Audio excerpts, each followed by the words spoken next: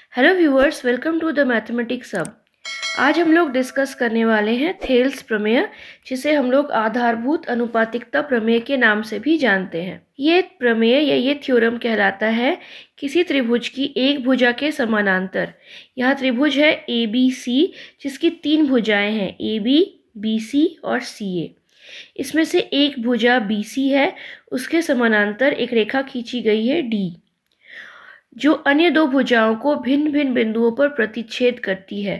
ये जो DE रेखा है वो AB को D पर और AC को E पर प्रतिच्छेद करती है, और ये जो प्रतिच्छेद किया है इसने, वह समान अनुपात में विभाजित कर रही है। यानी AD by DB is equal to हो जाएगा AE बाई EC। किसी त्रिभुज की एक भुजा के समानांतर जो रेखा खींची जाती है वो अन्य दो भुजाओं को एक ही अनुपात में, या कहा जाए तो समान अनुपात में विभाजित करती है। ये थेल्स थ्योरम क्लास 10 के चैप्टर 6 का एक बहुत इम्पॉर्टेंट थ्योरम है, और इससे क्वेश्चन आपको हर साल एग्जाम में देखने को मिलते हैं।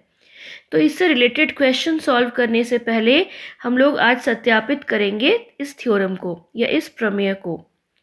इसमें दिया गया है त्रिभुज ABC में DE भुजा BC के समानांतर है, जैसा कि मैंने अभी अभी आपको बताया, और यह भुजाओं AB और AC को D और E पर प्रतिच्छेद करती है, जैसा कि आपने अभी अभी देखा। अब इसमें हमें सत्यापित क्या करना है, सिद्ध क्या करना है। AD by DB is equal to हो जाएगा AE बाई EC। ये जो अनुपात है और ये अनुपात है, ये दोनों बराबर होते हैं। इसमें हमें एक रचना करनी होगी, और वो रचना क्या है। इस AB भुजा पर E से एक लंब खींचना है। यानी ये EN जो है ये AB पर लंब है, और यहाँ पे इसका क्या मतलब निकलता है, ये जो कोण है वो हो जाएगा 90 डिग्री का कोण। दूसरी रचना हमें क्या करनी है, AC भुजा पर D से एक लंब खींचना है DM।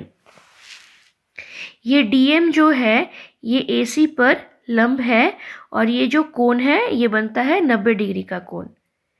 ये सारे जो कोण होंगे ये सभी 90 डिग्री के कोण होंगे, जैसे कि आपको पता है, हमने पिछले क्लास में पढ़ा हुआ है इस बारे में। तो ये रचना कंप्लीट हो गई। अब हम लोग शुरू करते हैं इस थ्योरम का या इस प्रमेय का सॉल्यूशन बनाना या एक्सप्लेनेशन। तो ये त्रिभुज ADE, इसमें त्रिभुज ADE को पहले हम लोग लेंगे। इस त्रिभुज ADE का क्षेत्रफल क्या हो जाएगा। किसी त्रिभुज का क्षेत्रफल होता है हाफ इंटू आधार इंटू लंब। यहाँ पे आधार क्या है AD और लंब क्या है EN। तो ADE का क्षेत्रफल क्या हो जाएगा, हाफ गुना आधार गुना लंब EN। उसी तरह से त्रिभुज DBE कौन सा त्रिभुज है, DBE है ये वाला त्रिभुज। इस त्रिभुज का क्षेत्रफल क्या हो जाएगा, इस त्रिभुज का क्षेत्रफल हो जाएगा हाफ इंटू आधार। यहाँ पे आधार हम लोग किसको मानेंगे, आधार हम लोग मानेंगे DB को, और लंब क्या है EN, हमने लंब खींचा है तो ये EN हो जाएगा लंब। तो यहाँ पे हमारा त्रिभुज DBE का क्षेत्रफल क्या हो जाएगा, त्रिभुज DBE का क्षेत्रफल हो जाएगा half into DB into EN। अब हम लोग अगर इन दोनों का रेशियो निकालें, अनुपात निकालें, तो क्या हो जाएगा। यानी त्रिभुज ADE और त्रिभुज DBE का अगर हम लोग अनुपात निकालें, तो दोनों जो क्षेत्रफल हमारे पास आए, अगर हम लोग उसको डिवाइड कर दें अनुपात निकालने के लिए, तो क्या मिलेगा, त्रिभुज ADE का क्षेत्रफल बाई त्रिभुज DBE का क्षेत्रफल। अब इसमें सिंप्लीफाई क्या हो जाएगा, यहाँ आप देख रहे होंगे हाफ सिंप्लीफाई होगा, EN सिंप्लीफाई होगा, और हमारे पास बचेगा क्या, हमारे पास बचेगा AD बाई DB। इसे हमने इक्वेशन 1 मान लिया। उसी तरह से अब हम लोग आगे बढ़ते हैं त्रिभुज ADE के क्षेत्रफल की ओर। त्रिभुज ADE का क्षेत्रफल क्या हो जाएगा, सेम फॉर्मूला है ADE। कौन सा त्रिभुज हम ले रहे हैं जरा देखें, अभी तक हमने इस त्रिभुज को लिया था, हम लोग अभी भी उसी त्रिभुज को ले रहे हैं, लेकिन फ़र्क ये है कि अब तक हमने क्षेत्रफल निकालते वक्त इस लंब को यूज़ किया था, इस परपेंडिकुलर को यूज़ किया था, लेकिन अब हम लोग DM इस परपेंडिकुलर को यूज़ करेंगे। क्षेत्रफल हमें निकालना है उसी त्रिभुज ADE का, लेकिन क्षेत्रफल निकालने के लिए जो भुजाएं हम लोग ले रहे हैं, जो लंब हम लोग यूज़ कर रहे हैं, वो बदल जाएगा। तो ये हो जाएगा half into AE into DM। उसी तरह से DEC कौन सा त्रिभुज है? DEC, ये त्रिभुज की बात हो रही है। इसका क्षेत्रफल क्या हो जाएगा? हाफ इंटू आधार यानी EC। यहाँ पे हमने आधार EC को माना है, तो ये लंब कौन सा लेंगे? DM। तो इसका क्षेत्रफल क्या हो जाएगा? Half into EC into DM। अब पिछले बार की तरह इस बार भी अगर हम लोग अनुपात ले लेते हैं तो क्या मिलेगा? यहाँ पे आप देख रहे हैं हाफ डिडक्ट हो जाएगा, DM डिडक्ट हो जाएगा। हमारे पास क्या बचेगा? हमारे पास बचेगा AE बाई EC। इसे हम लोग इक्वेशन 2 मान लेंगे। तो अब तक हमने क्या किया है? अब तक हमने यहाँ पर इस साइड के यूज़ करते हुए जो त्रिभुज बने हैं ADE और DBE, इन दोनों का क्षेत्रफल निकाला, फिर उसका अनुपात निकाला जिसका वैल्यू निकला AD बाई DB। उसी तरह से हमने इस त्रिभुज का और इस त्रिभुज का अनुपात निकाला, उसके एरिया का क्षेत्रफल का अनुपात निकाला, तो हमें मिला है AE बाई EC। ये जो साइड्स है इनका रेशियो, इसे हमने इक्वेशन 2 मान लिया। अब बढ़ते हैं आगे। अब हम लोग जानते हैं कि ये जो हमारे पास त्रिभुज है उसमें ये जो DE लाइन है वो पैरेलल है BC के, इसलिए त्रिभुज DBE का जो क्षेत्रफल मिलेगा वो बराबर हो जाएगा त्रिभुज DEC के क्षेत्रफल के बराबर। ऐसा क्यों हुआ? क्योंकि ये जो दोनों हमारे पास त्रिभुज हैं, ये दोनों त्रिभुज कौन कौन से त्रिभुज?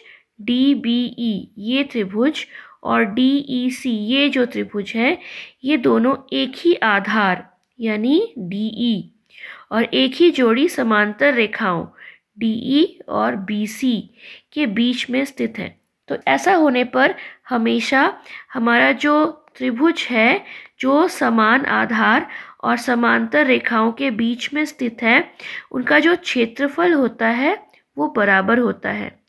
यानी area of triangle DBE is equal to area of triangle DEC। तो इससे हमें क्या निकला? इससे हमने क्या प्रूफ किया? इससे ये प्रूफ हुआ कि त्रिभुज ADE का क्षेत्रफल बाय त्रिभुज DBE का क्षेत्रफल बराबर हो जाएगा त्रिभुज ADE का क्षेत्रफल बाय त्रिभुज DEC का क्षेत्रफल। अब हम लोगों ने जो 1 और 2 माना है, इक्वेशन 1 और 2 माना है, उससे अगर हम लोग देखें तो क्या मिलेगा? ADE का क्षेत्रफल बाय DBE का क्षेत्रफल is equal to AD by DB। उसी तरह से ADE का क्षेत्रफल और त्रिभुज DEC का क्षेत्रफल का जो रेशियो है या अनुपात है, उसका वैल्यू हो जाएगा AE बाई EC। तो इस तरह से हमने ये प्रूफ कर दिया कि त्रिभुज जो हमारा है ADE का क्षेत्रफल और DBE का क्षेत्रफल का जो अनुपात है, ये अनुपात बराबर है त्रिभुज ADE के क्षेत्रफल और DEC के क्षेत्रफल के अनुपात के बराबर, रेशियो के बराबर। इसलिए AD बाई DB हो जाएगा किसके बराबर? AE बाई EC के बराबर। तो इस तरह से व्यूअर्स हमने आज थेल्स प्रमेय को सत्यापित किया, प्रूफ किया, और आशा करते हैं आपको ये थ्योरम अच्छी तरह समझ में आ गया होगा, क्योंकि यहाँ पे हम लोगों ने कोई टफ मेथड यूज़ नहीं किया। ये जो थ्योरम है ये समझने में बहुत आसान है, क्योंकि इसमें हम लोग त्रिभुज के क्षेत्रफल का ही यूज़ कर रहे हैं। और अगर आप पिक्टोरियल फॉर्म में अगर ये डेटा को देखते जाएंगे और ये त्रिभुज को ही ध्यान में रखकर, आपने देखा होगा कि मैंने स्क्रीन पर त्रिभुज की रचना 3 से 4 बार की है। आपको एग्जामिनेशन में ऐसा करने की कोई ज़रूरत नहीं है, लेकिन ये जो फिगर है ये आपके दिमाग में क्रिस्टल क्लियर होना चाहिए, ताकि जब हम लोग रेशियो निकालें या साइड्स को देखते ही हम ये पकड़ सके कि हमें कौन से दो त्रिभुज के क्षेत्रफल के अनुपात को यूज़ करना है और इसके लिए आपको बेसिक फार्मूलाज लर्न रहने होंगे। जैसे कि यहाँ पे हमने त्रिभुज के क्षेत्रफल का फार्मूला यूज़ किया है। व्यूअर्स, अगर आपको ये वीडियो पसंद आया तो हमारे चैनल को सब्सक्राइब कीजिए, क्योंकि आगे आने वाले दिनों में हम लोग इस थेल्स प्रमेय के विलोम को भी प्रूव करने वाले हैं और इस चैप्टर से रिलेटेड बहुत सारे क्वेश्चंस, या कहा जाए सारे क्वेश्चन, सारे एक्सरसाइज ही सॉल्व करने वाले हैं। तो इसके लिए हमारे चैनल को सब्सक्राइब कीजिए और बेल आइकन पर टैप करना ना भूलें। Thank you.